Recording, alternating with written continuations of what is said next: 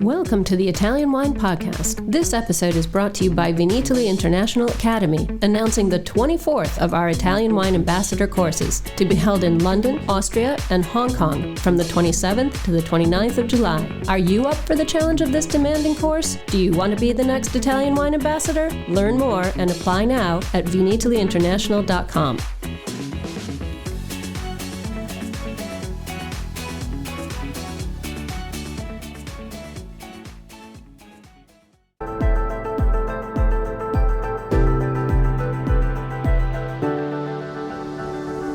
Welcome to the Italian Wine Podcast. I'm Cynthia Chaplin, and this is Voices. Every Wednesday, I will be sharing conversations with international wine industry professionals, discussing issues in diversity, equity, and inclusion through their personal experiences working in the field of wine. If you enjoy the show, please subscribe and rate our show wherever you get your pods.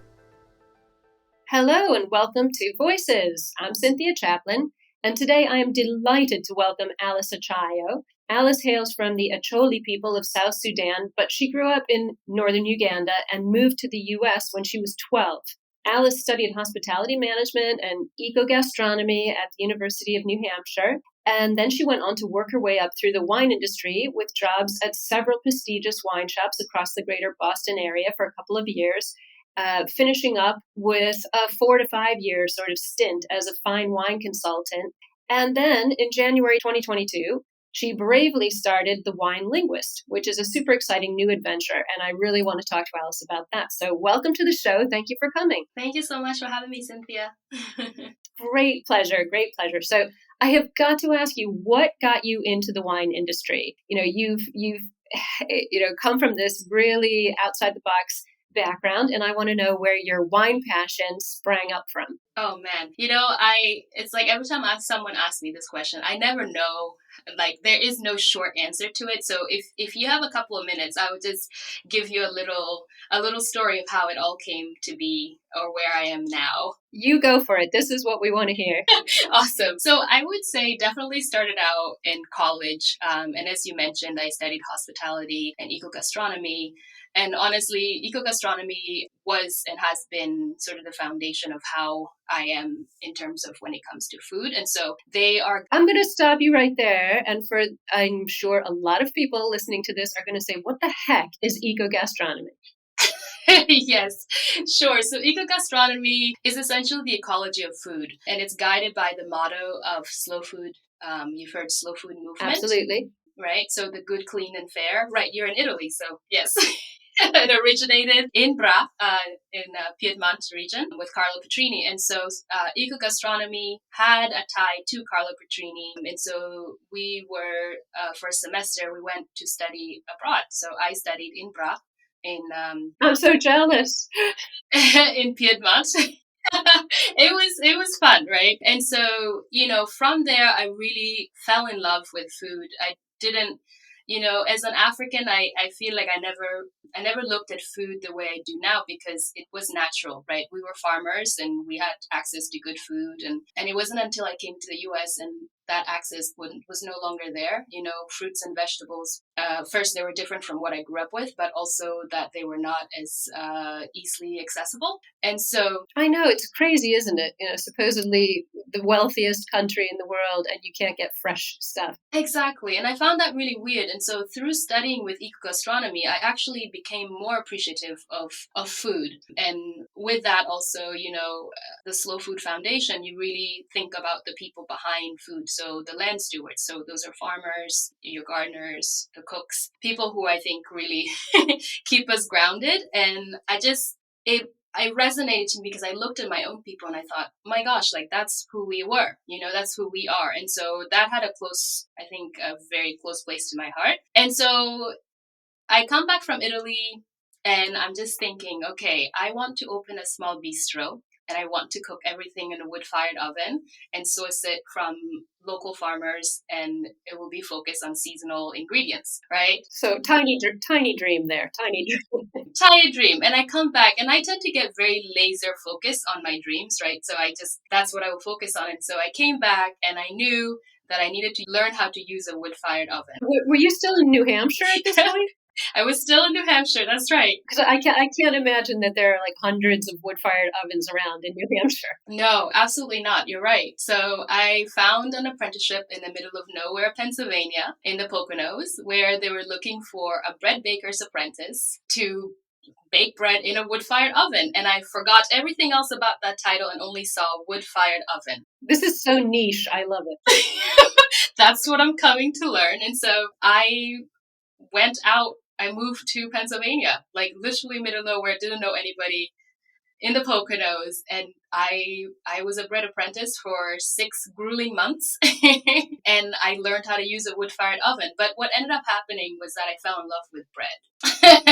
It's funny because that's the great thing to fall in love with. It is really, it's cliche to say it is a staple, but, bread is a very complicated thing. It is, and it isn't though. Exactly. Yeah. So I fell in love with bread, specifically sourdough bread. So that is a skill that I am trained in. And so when I was done with my apprenticeship and it was, all right, I want to go somewhere and bake bread in a wood-fired oven, but I don't want to do it in the middle of nowhere. Well, yeah, a social life would be good. Exactly. And so I'm thinking about where to go. And it was the places around me, the states around me were like Vermont and Maine. And I love both of those places, but they were still too far away from where the energy I needed to be around. And so Boston was the next closest thing. And they didn't have wood-fired oven. I don't think it's even really legal to have that in the city, just fire hazard. Probably. Yeah, probably. Like a proper wood-fired oven. I don't think you can have that. But I ended up applying to work at a bakery, a very well-known bakery actually here in Boston. It's been there for nearly 40 years at this point. And I was a bread baker there for 2.5 years, but I got tired at like 23, going 24. I was like, my body is tired and I'm this young, right? Well, I guess you must have been getting up like in the middle of the night. 2 a.m. Yeah, to bake bread, of course. I have to tell you, I knew the name of your bakery. I used to live in Boston, and that was part of how I found you, because somewhere, something I read about you said the name of the bakery. I think we need to say the name of the bakery, Alice. Oh, it's Clear Flour. Exactly. I'm more than happy to say the name. I love them. They've taken a new owner, but yes, a great bakery. We've got to give them a little plug. They were a great bakery when I was living there, and that was definitely 30 years ago. Yeah, for sure. But they're great. So I worked there and I just thought to myself, okay, I'm tired. And I need to do something else, and I will take a pause in this, come back. I thought about maybe at this point I was like, I could like open my own bakery, but I just thought I'm just tired. And so back to the drawing board. Okay, what do I do? Clearly I'm not going to open my bistro now. And like maybe that will happen down the road in my life. Because now you were more realistic and you knew how hard it was. Exactly. Hey, right? Hey, we're kids in high school and college, rather, I should say. So we just get to dream, but we don't know the reality of making those dreams happen. And so at that point, I just started to think about all let's say classes I took in college that I was interested in. And one of them happened to be an elective that I'd taken that was called International Beverage Management. And so in that course, I'm going to say 85% of the course was on wine, right? So this is how the wine gets plucked in. And I loved that course. I took it one semester, then I studied abroad for the eco-gastronomy. When I came back, I actually asked to be a TA for the class because I thought I could learn more by grading students' work, I guess. Yeah, teaching is always the best way to learn. Right? Because you kind of have to know what you're doing. And so it's like double the learning. And so, yeah, I became a TA for the class, and there was no other wine course at the university. And so this was my only way of kind of expanding my knowledge of wine at the time. And so, yeah, fast forward later, it's like, what do I do with my life now? And I thought, wine. Yes, that still plays a role in if I open a bistro later, I'm going to need to know wine. And so, right, it was an evolution. I can see this. Oh, for sure. There's a plan to this madness. And so I applied to work at a fine wine shop, and with just the knowledge that I had, which was super basic. But they hired me. They liked my personality enough that they hired me, and then at that time, they were offering all of their employees paying for their WSAT certification course. So they paid for mine, and that's fantastic. I think a lot of people don't understand what a financial commitment that is. Absolutely, it's very expensive. It's very expensive, and if your job is going to support you and take on that financial outlay, it's so helpful. So I've had that happen in my life too. It really is helpful. I wish that more people did it, more businesses did it, honestly, for their employees. But I'm hoping. Me too. But yes, so that is kind of how that took off in terms of wine, and I just fell in love with wine. And after a couple of years of working in retail, well, actually, like 1.5 years working in retail, I wanted more, right? I wanted more room to grow, and the latter sort of had just stopped here. So you were at the top, basically.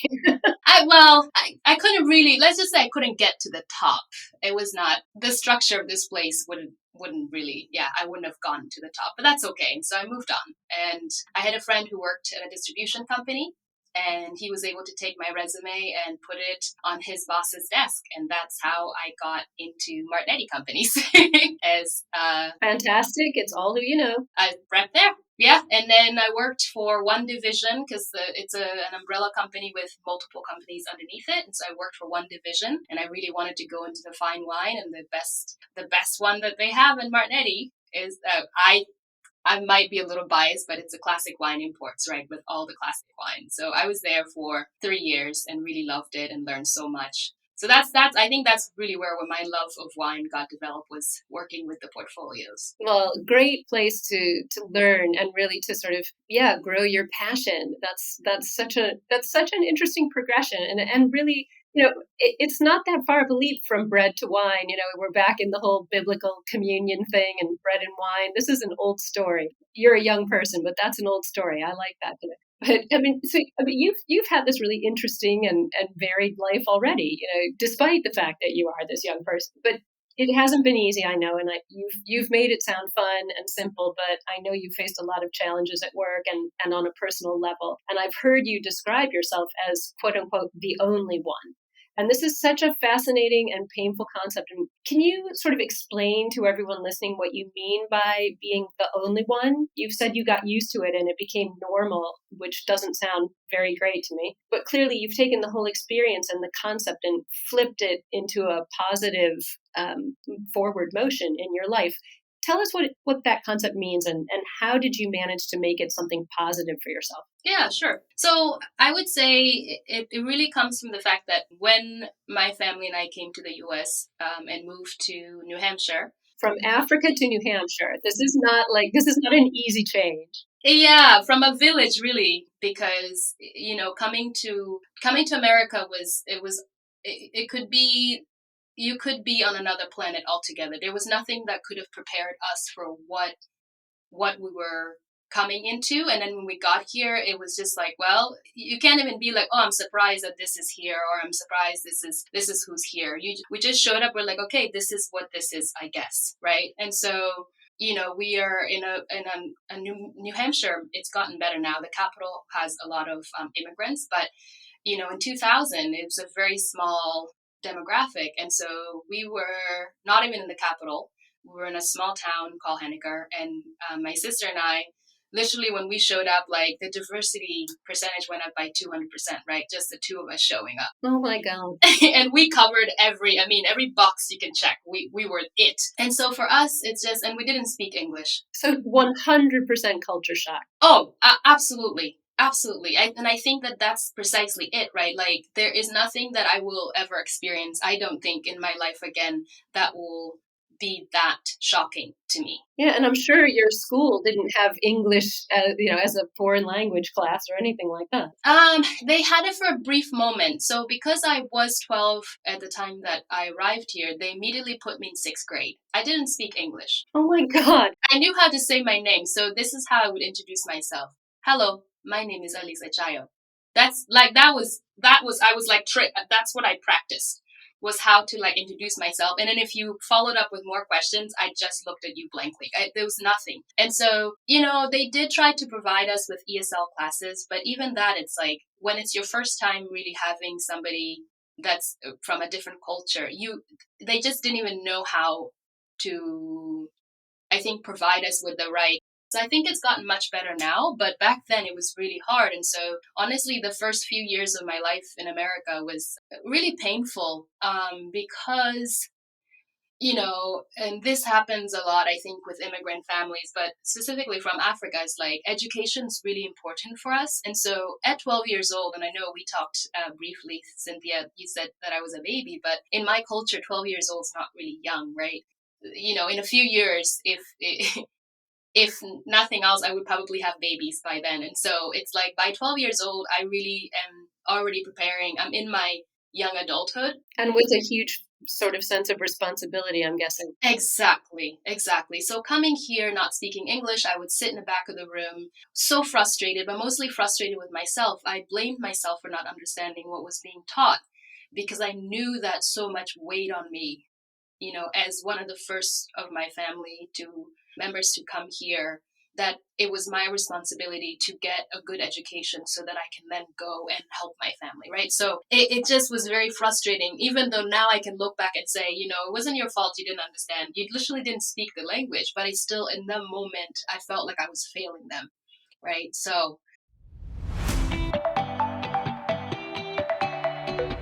thank you for listening to Italian Wine Podcast. We know there are many of you listening out there, so we just want to interrupt for a small ask. Italian Wine Podcast is in the running for an award, the Best Podcast Listening Platform, through the Podcast Awards, the People's Choice. Listener nominations is from July 1st to the 31st, and we would really appreciate your vote. We are hoping our listeners will come through for us, so if you have a second and could do this small thing for us, just head to ItalianWinePodcast.com from July 1st to the 31st and click the link.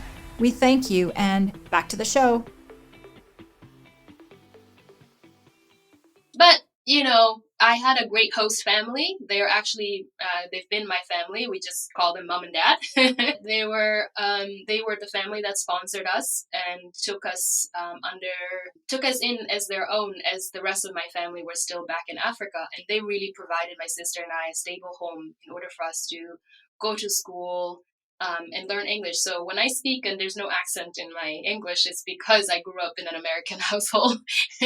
So going from zero English to learning English, you just copy everything and how everybody talks, right? But I think going back to the what I said about being the only one, it can be painful, but honestly, when you don't know any different, when I came to the US and all I saw were the people around me, which is just like all white people, I wasn't thinking, well, this doesn't look right?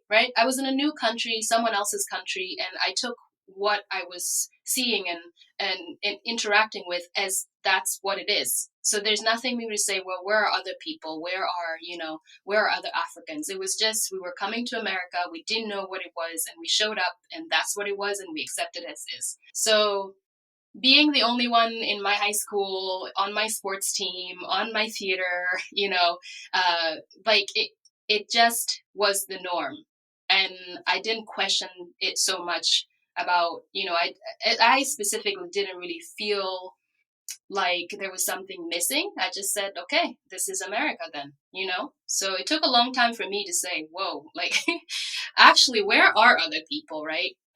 But that took years. And so I think you can say it was painful, but I think because I accepted it, I didn't know any better about other parts of America, and just this is what I was sort of I landed in. I didn't know I was supposed to be missing something, if that makes sense. And so fast forward to me being in the wine industry and not seeing any faces that resemble mine, or cultures or language that resemble mine. It's kind of like that first feeling again of coming to this country, being like, yeah, well, this is just what it is, right? So I got to the wine industry, and that's what it was. And I didn't think too much like, oh, you don't look like everybody and you don't speak like everybody. I just sort of jumped in, was like, okay, let's learn it your way. This is your thing, right? So that's incredible. Well, I mean, that's a pretty strong-willed response to that kind of a challenge. Yeah, probably comes from your sense of responsibility. You wanted to do it and you were going to get out there and do it, by God. That's really it, right? It's just like not thinking that, but I do think that where I come from, coming from Africa, there is a lot of emotional shield that comes with where I come from. That, it's like, sure, I growing up in New Hampshire, I'm sure that there was racism all around me, but it's almost like sometimes if you don't know what it looks like, you don't know. So yeah, so for me it's like, we always hear, like, sometimes you hear people say go back to your country, and I kind of joke about this, where I'm like, if somebody ever said that to me, and maybe they did and I just didn't register, but if they did, I'd be like, yeah, like, give me a moment, I will, right? Like, there's something really powerful about being able to say, yes, I know that this is not my country and I have my own. That's okay. Like, you're just pointing out facts to me right now. So I think there's something really powerful about that. That's amazing. And that concept of I have my, something about being able to say, I know this isn't my country and I have my own, but I'm still here taking part in yours. That's a hugely powerful message, actually. And I think probably has done a lot to preserve your internal identity. Yes. And it's one of those things, no matter what room I'm in, I know that I will never look like, it's, thank goodness it's getting better in this industry, but I'm used to not ever look. It's still, but it's given me this shield where I know that no matter what room I'm going to walk in, I'm going to be the only one, and that's okay. That's amazing, Alice. I find that concept just really amazing, and I've never heard it put that way before. And there's something really strong about that philosophy. I applaud you for that. It's amazing. I want to talk about something a little more lighthearted. Sure. That, but I want to congratulate you too for starting the Wine Linguist. In 2022, in January of 2022, very exciting and brave for you. Just coming out of a pandemic, not too sure what's going on, economy not so great. All of these different things, and you started the Wine Linguist. And I've read that you were inspired to leave your very nice, fine wine consulting job because you wanted to create a project that focused on expanding wine language. And I can't agree with you more. This is something that I talk about a lot. So what are your goals for the Wine Linguist? What do you hope to do? And how are you going to get out there and do it? Yeah, that's a great question. So, with the Wine Linguist, obviously over time, I've reflected on the fact that the wine language is, first off, a language that I believe belongs to everybody, because it's a language that relies on our sensory memories. But that is not something that you're taught in wine education. And we can... Absolutely not. And I was starting mine way before you, and believe me, never heard a word about that. Right? So, I think for a long time, again, just taking it for what it was, I learned wine the way that I was being taught, and then sort of had to put aside my sensory memories. They were not relevant into the way that wine was talked about. But over time, I just didn't feel that was true. And I personally, one of the most beautiful things for me is interacting with people with wine in a way that when they leave, they feel free in how they can drink wine and talk about wine in a way that makes sense for them. And so, as a wine consultant and a wine professional, I think that it is my job to make sure that people feel comfortable in being able to experience wine in a way that makes sense to them. So that means encouraging them to really dig into their sensory memories, because it's there. It just really takes us time to learn to really dig into your sensory memories. But the sense that you've grown up around, the foods you've grown up eating, they're all logged in your mind. The scents are there, and so you can easily find that in wine and be able to talk about wine and enjoy it in a way that makes sense to you. So I was just really, let's just say, I was not interested in talking about wine as if I know it all, right? Wine professionals sometimes, and I point us out all the time, that we have this thing about us where we think that we are supposed to tell people what to drink, how to smell wine, how, what food to have with it. And I just find that such BS, because it takes away from the joy of really sharing wine and food with people. Is that I want to give you some tools, and for me, the tool is to make you feel comfortable enough to experience it how you want to experience it. I don't ever want to tell somebody this is what you should like and smell and drink, So you're so right that it is such BS. Absolutely. And it's no one can ever know everything about wine. That's part of why I love being an educator and a presenter myself, because there's something new to learn even for me every single day, and I cherish that part of it. So yes, I have a very big struggle with those among our sector who do pretend or behave as if they know everything, which is also very intimidating for people who are new. So exactly, I think it's what's really kept this industry, this culture very intimidating for everyone, is this sort of this idea that you're supposed to know how to describe wine, the correct words to use, and I'm just like, no, man, like this is if and I think that sort of brings me to the point with the Wine Linguist, where I want to say that if we're going to continue to talk about wine in the exact same way, right, and we're just regurgitating what like every wine professional says, we as wine professionals, we just regurgitate what we hear, whether we have experiences with those scents and aromas and bouquets or not, then the wine language stays very exclusive, very limited, and very restrictive. Right? So we don't go outside. And it's almost like a secret language. You need a decoder ring. If you aren't part of the club, you can't understand what's being said. Exactly. And so I just think that also not only make it intimidating, but it gets boring really quickly. Absolutely. I think of it kind of like, are you familiar with the game Boggle? Yes. I just imagine that imagine that the current wine language and what it's been for a long time is just like those letters in the boggle container. You just shake them around and you just try to create some sort of new something, but like you're still limited to the letters that are in there. Exactly. Precisely. Right. And so for me, with the Wine Linguist, I want to expand the wine language, and the way that I want to approach it is through global cuisine. As I mentioned before, the wine language to me is a language made up of sensory experiences.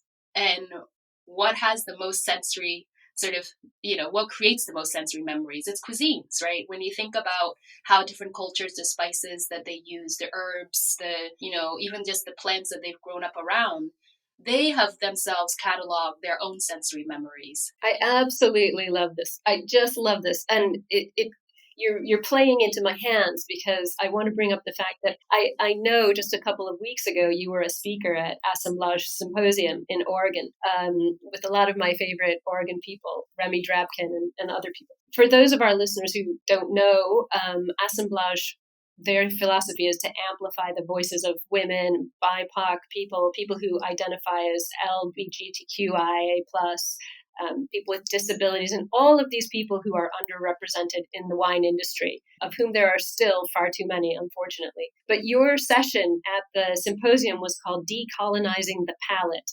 I am so jealous that I wasn't there. What was the concept behind this title? The session was described, I looked it up in the flyer, as a critical analysis of Eurocentrism of wine descriptions and rules around wine and food pairing. So tell me what you were talking about. Fill us in what the problems are in this arena and why these problems exist. You touched on it about how people grow up with different foods. So tell us about decolonizing the palate. Yeah, so I think we've kind of, it's funny, like we've kind of been talking about it, but just to kind of bring it into this question, decolonize the palate. So if you think about the fact that the wine language is very Eurocentric and really just focus on Western society, then that means that it excludes the global majority, right? So it's a language that's been written for specific groups of people, but it excludes a lot of other people in it. So I'll give you an example just to kind of, because it's easier once I give an example. So, during the symposium, I brought up this point where in the wine industry, there's this rule of thumb that says, you don't pair red wine with spicy food. And we asked the audience, said, why is that? And someone said, because it elevates the heat. And I said, that's right. You don't pair red wine with spicy food because it elevates the heat. It makes whatever you're eating hotter. And Miguel just said, hotter for who, right? And that's a question that we really have to think about anytime that we look at the way that wine is described or talked about, we have to think about who the audience is. And for a long time, the audience has never been anyone except for Western society. So in cultures and cuisines where they cook with spicy, we'll say, well, spice, we'll call it that, is that their palate is already used to heat, right? To spice heat. And so when you're doing that pairing, it only becomes unpleasant for societies whose palate does not have the tolerance for heat. Absolutely. I love that quote. Too spicy for who? Yeah, who's to say what is too spicy? Correct. And so it's like, what audience are we really talking to when we're coming up with these different either rules of thumb? And then the other thing too is, we have classic pairings, right? So again, steak and Cabernet is a classic pairing. I just, like, that can't get any more boring for me, by the way. I have to agree with that, frankly. I'm so anyway. I'm an Italian wine person, so when I eat my steak, I never drink Cabernet with my steak. Good. Yeah, I'm like, unless you don't like the meat, you just want to wash it down, sure, do that. But anyway, so classic pairings like that are, first and foremost, that's assuming everybody eats steak and that everybody eats it a certain way, right? Because otherwise, you're really speaking to a very small demographic who will understand what steak and red wine is like. So another example of decolonizing your palate or the wine language looks like when we describe aromas or notes in wine as exotic fruits and spices. Exotic for who? Right? Right there, again, you can tell that the audience is not the global majority, because how weird would it be if I was talking to my sister and rather than say mango or guava, I said exotic fruits? Yeah, that's a really good point. If you're from places where those fruits grow, they're not exotic to you, they're local. Correct. So by describing, a wine with having exotic notes and like fruits and spices, you're really speaking to a different audience. It's no longer those who come from, climates that grow those fruits and spices. So it's thinking. Sure. And in the reverse, if you're talking about, the old wine language, exotic fruit from an African culture would be gooseberries and apples, because you don't have those things there. Precisely. Yes. That's a very interesting concept. Exotic for who? Exactly. And so those were kind of, getting people to really think about the wine language and who the audience are. And when you start to think like, the goal is to, at least in my work, and it seems like in yours as well, and those who were at Assemblage, was that we wanted to diversify the wine industry. And so what does that look like? Part of that is in the language that we use, right? We cannot continue to describe wine in a way that really only speaks to one audience and ignores the rest, because then we're just, like I said, we're just stuck with this like boggle letters that we just and we continue to exclude half the world. Correct. And so that is what diversifying the wine industry looks like. And for me, it's diversifying the language through global cuisine. I believe that if we wine professionals especially were to expose our palates to different cuisines, right, different fruits and plants from other parts of the world, that our wine language would increase simply by trying other people's foods and getting to know them and learning from those cultures, that we would have new ways to talk about wine that was inclusive and that was more relatable to the majority, rather than just speaking specifically to one group of people. And then the other thing too is I don't want us to just learn about these cultures and then use their words to describe wine. I want to bring in people from different cultures. And so with the wine language, my goal is really to collaborate with cooks and chefs from different cuisine, have them prepare food, whether a dish that is really well recognized in their culture or has some sort of meaning behind it. I want stories behind these foods and spices, and to get to know a little bit about people's culture as I'm talking to them. I'm learning about their cultures. And so I want that representation there, and then be able to showcase wines that go with those foods. And there's sort of a few reasons for why I want to do it that way. A, that it's representation. And we know that representation matters, right? In any aspect of life. And so in wine, that means, not always highlighting the same faces that has been highlighted for so long. We need to see different faces because a lot of people drink wine. It's not just the few anymore, right? That's right. And we've got a whole new generation of wine drinkers coming, and they don't want to see a bunch of old white men. No, they really don't. They're not interested in that. I don't really want to see a bunch of old white men, and I've been in the wine industry for a long time. It gets boring real fast. But yeah, so I want the representation there, but I want those who have never seen themselves in the wine industry to know and see their foods represented, to see their own cultures represented. And then for those of us, like we said, there are a lot of people who are interested in a different way of talking about wine. So millennials, for example, they love learning about other cultures and will try foods from other cultures. So now they will also have the knowledge to be able to pair wine with foods from other cultures, right? They will actually have some guide in that as well. So there is a few different reasons for why I'm doing. Absolutely. And I think, Alice, that you're missing a trick here, if I can be so bold as to say. I think the Wine Linguist needs to be sponsored by some wine producers who want their wines taken to new cultures where they haven't been before. It's not just about the consumers learning, it's also about the producers learning how to present their wine. I agree. In other countries where other food is consumed, where people aren't used to pairing wine with food. I think that's a great opportunity for the entire sort of 360-degree wine sector, educators and consumers and producers and importers and exporters, and bringing in the chefs and the food growers as well. I think you're really onto something important. I mean, this is something obviously very near and dear to my heart, but I like the way that you're going about, I always say, make a long table and keep adding seats so that no one gets turned away. And I think you're really, really onto that. So I'm so impressed, and I wish you all the best with the Wine Linguist. Again, everyone who's listening, Alice has only been at this with the Wine Linguist for 5 months. So we need to get out and support you and find you on social media and follow what you're doing, because I will be an avid follower to see what happens with you. But before I let you go, I just want to ask you my typical question when I'm talking to people in the wine world, especially those who are interested in sort of changing up the game. I know you've got an interesting palate, used to interesting foods. So what's your favorite Italian wine, and what would you drink it with? Yeah, so, I really love trying different Italian wines all the time. And one of the ones that I recently fell upon is by Casina Val del Prete.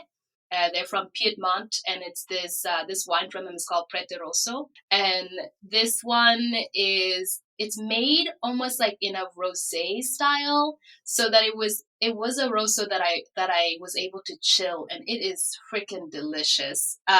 So I would love to pair that with sambusa, which is also known as samosa. But in East Africa, we call it sambusa. Right. All right. Well, what my sort of focus and research these days is on Italian rosés. I'm very passionate about Italian rosés, of which there are hundreds and hundreds that no one's ever heard of. So I'm going to go check this one out. Absolutely. It's delicious. Well, I'm so happy to speak to you today, Alice. Thank you so much for coming. And as I said, I wish you all well with the Wine Linguist and all great good fortune. I know that a lot of people are going to be so interested in what you're doing. Thank you so much for having me, Cynthia. This was really fun. Thanks for listening to this episode of Italian Wine Podcast, brought to you by Vinitaly Academy, home of the gold standard of Italian wine education. Do you want to be the next ambassador? Apply online at vinitalyinternational.com for courses in London, Austria, and Hong Kong, the 27th to the 29th of July. Remember to subscribe and like Italian Wine Podcast, and catch us on SoundCloud, Spotify, and wherever you get your pods. You can also find our entire back catalog of episodes at ItalianWinePodcast.com.